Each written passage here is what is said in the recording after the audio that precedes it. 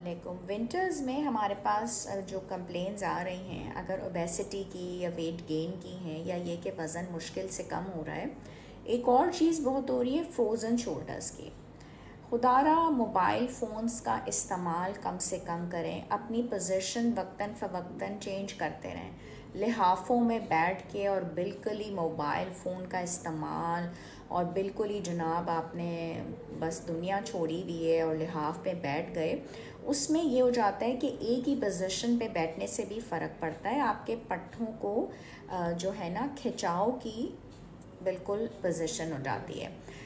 कुर्सी अगर आपकी आरामदेह नहीं है, वो भी आपको तकलीफ़ दे रही है। और फिर ये है कि आपने कई दफ़ा दो चीज़ें होती हैं, कुछ लोगों को हीट से फ़ायदा हो जाता है, कुछ लोगों को आइस पैक से।